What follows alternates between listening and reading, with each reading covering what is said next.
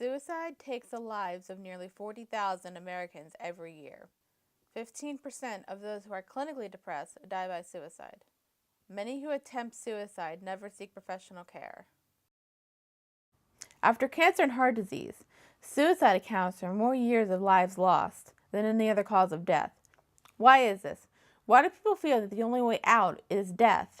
Why do people feel that this is the last resort?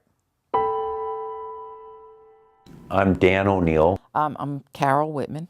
I have a PsyD in clinical psychology. I have a PhD in psychology. And I'm a professor here in counseling and human development. And I've been in practice since 1982. Currently have a private practice. I work with adolescent through adult age people. I have a specialty in addictions and families of addiction.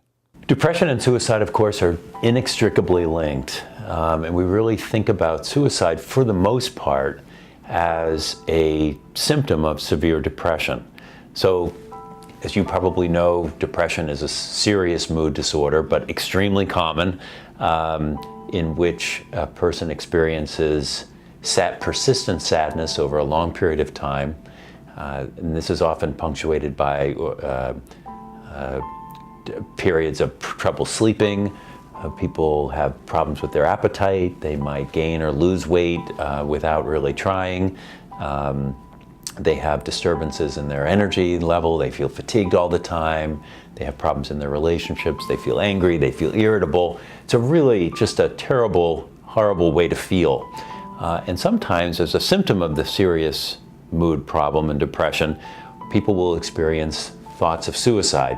Suicide is a symptom of depression. Not everybody that's depressed is suicidal. And not everybody that has suicidal ideation or thoughts of suicide actually goes ahead and attempts suicide. The more depressed somebody is, that does not up somebody's chances for being suicidal.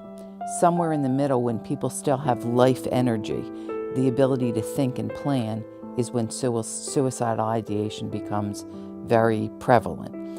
So suicide is chronic, obsessive thoughts about the desire to end one's life. It is paired with a great deal of hopelessness, where somebody cannot figure out a reason to want to live. Suicide is one of those things that just seems to me, in most situations, to be a terrible tragedy and a terrible loss. And that's particularly true, I think, with young people. I think, as a psychologist, the thing that I worry about the most is someone experiencing a depression in their college years, for instance, and if that were to end in suicide, I'd see that as a terrible loss and a terrible tragedy. And you really have to try to put yourself in the shoes of a seriously depressed person. And I think that sometimes a good analogy for this is the idea of putting on a pair of dark sunglasses. Mm-hmm.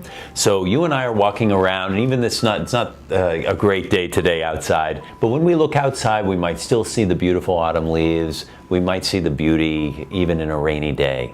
Mm-hmm. If we were to put on really dark glasses, though, we look outside and all we're going to see is darkness. And that's very analogous to the way somebody with a serious depression looks at the world. They look at the world as a very dark place.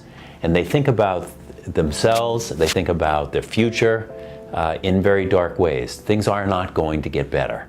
There is no hope. They feel very hopeless and they experience a lot of despair.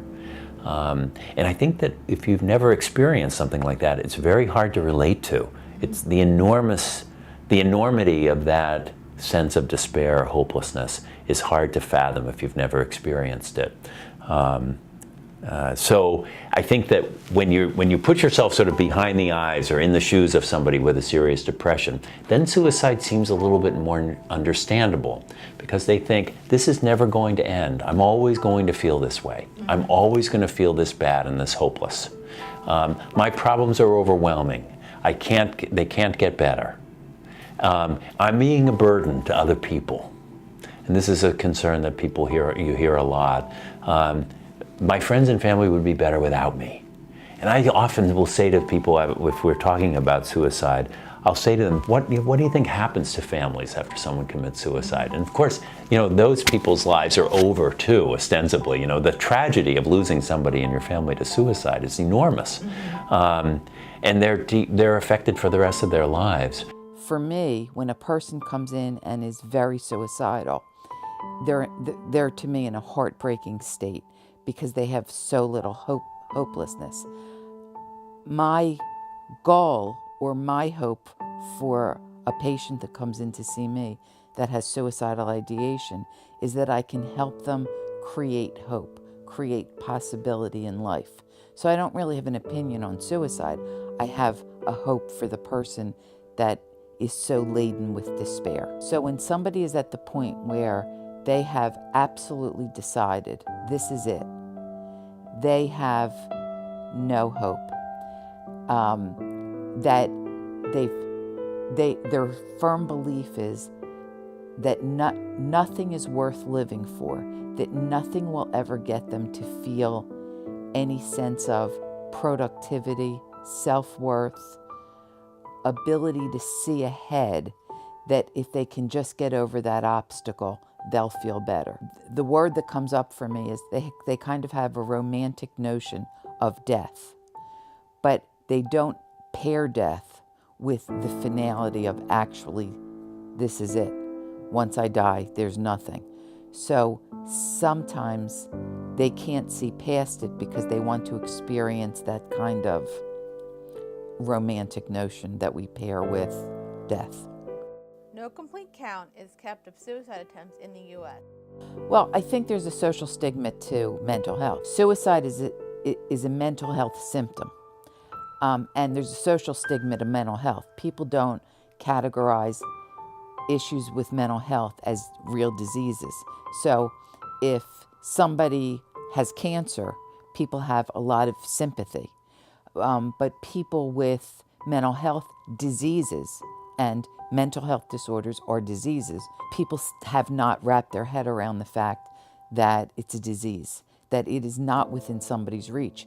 So people see mental health issues as pathetic, as something, if you were smarter, sharper, less self-indulgent, you would take care of. So if people would get more realistic and more knowledgeable about the truth, people would be much more tolerant of things like suicidal ideation, suicide attempts, and all the other symptoms that go along with mental health.